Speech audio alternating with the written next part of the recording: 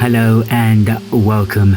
In this video I walk you through the process of how I draw with pens. Not that anyone's requested for this video, so I'm not going to big time you and claim that a lot of people have been asking me blah blah blah. No one's asked me anything. The only questions in fact I've received about my career are from my grandma, who by the way is under the impression that I turned down high paying jobs as a financial analyst, when all I've been turning down is my standards. And on occasion Taylor Swift, but don't blame me, it's been a cruel summer. So in the best interest of sharing key tips I've learned from being a notorious pen artist, which in the art world is the equivalence of choosing to walk a mile instead of driving it, I decided to explain how this process works and hopefully inspire you to give it a go, or at least walk away with some new material of jokes to tell your friends. I'll quickly introduce you to the material I use, nothing wildly fancy, and don't let the amount of pens scare you.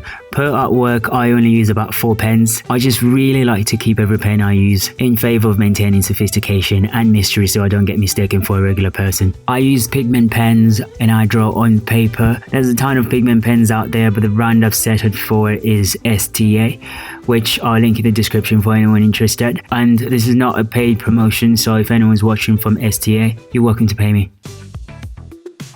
Next, I'll talk about the process. I tend to skip the sketching part when filming, as I have never been able to properly capture the sketch on camera. I deliberately do very light sketches so it's easy to rub when I'm done with the artwork. I have in the past used art pencils and unfortunately found out the hard way that they leave stubborn traces on paper, and nothing can compare to the fight they put up against my rubber. I've had ex-girlfriends putting way less effort into making a relationship survive. Now, just because I skip filming the sketching part doesn't imply that it's less important to do a sketch. It is, at least for me, very essential, as this is where I get my proportions right and make sure that the subject is scaled accurately. I can easily spend 4 hours sometimes just focusing on the spot, even if my rubbish 13 megapixel camera thinks it's invisible. Then finally I'll start to bring the artwork to life and start using pens, but to be honest, there's always a temptation to prematurely want to just go ahead and skip to this part when the sketch is not completed, and I found that it's the quickest way to ruin an artwork. Saves time, but the beauty of taking up an art career is that this is the only industry where efficiency is not necessary. We don't do that here. We take our time and we age with our work. Write that down. I don't really have an order on how I do my drawings, but I'm quite fond of starting with the eyes if I'm drawing a person or an animal. Then I'll proceed to the rest of the parts in a sporadic manner. What tends to take a lot of time is emulating shading. If you remember my clever joke about walking a mile instead of driving it, this is where the joke applies, because it takes more time illustrating a gradient showing interrelations between light and dark as it does with a pencil or a paintbrush. And I know some artists go as far as counting their dots in their artwork, which is adorable, but I don't think I've quite mastered up that level of enthusiasm yet. But if I were to give it a guess, I'd say I'll average about 1 million dots, and that figure would be a lot more interesting if I could convert it to cash, so you can see why I'm not intrigued about counting them. Something quite challenging about this type of artwork is that it's pretty much touch and go. Once you've inked the paper, there's no looking back. Live with it. So I approach this very gently, especially in delicate textures and drawing lines. It is essential to work in a space with as much minimal surprises as possible, so you don't suddenly freak out while you're drawing. Also, if you listen to music while drawing or painting, I highly don't recommend having James Brown's I Feel Good on your playlist. You know, for a song that actually does a good job at making you feel good, is very terrifying at the beginning. If I can simplify my drawing technique, I would say that about 80% of it is layered by dots, including the straight lines and all the intricate textures as well.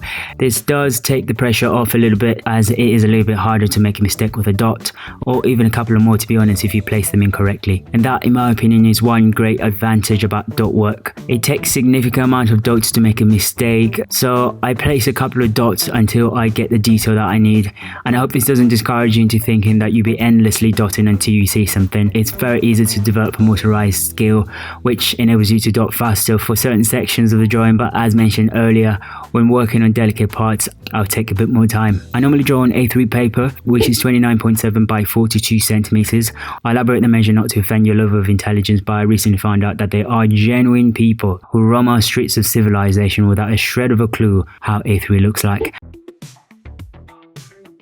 On average, a drawing takes me about 18 hours, which can easily be spread among 2 to 3 days. I tend to take a lot longer when the art is not fruitful enough to facilitate my living expenses, upon which I engage with the general public and make money using my other accumulated skills, which momentarily almost corresponds with what my family thinks I do for a living.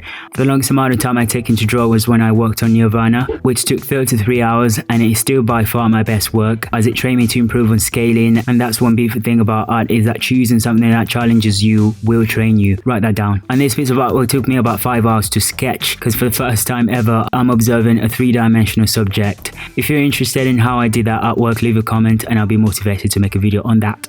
Now, over time, I've trained myself to work faster, and because I make money from art, I don't have an intermittent on and off approach to it, which almost every artist has been guilty of doing. I learned that if the intention is to make a living from this, then the faster I dedicate my time to it, the faster I'll be good enough to start making money, and most importantly, the faster I can develop as an artist. I don't really have pieces of unfinished artwork in my house except for Groot, which in my defense I drew when I was starting out, but I ended up using the wrong kind of pen. I often draw animals, but I've also attempted to draw other subjects in essence to find my unique style, which at my low points does go a long way to fuel my superiority complex disorders. So that was a quick overview of how I do my pen drawings and a slight hint into how my brain works. If you have any suggestions about this video artwork, please leave that in the comment and subscribe to the channel so I can be part of your life. Thanks for watching.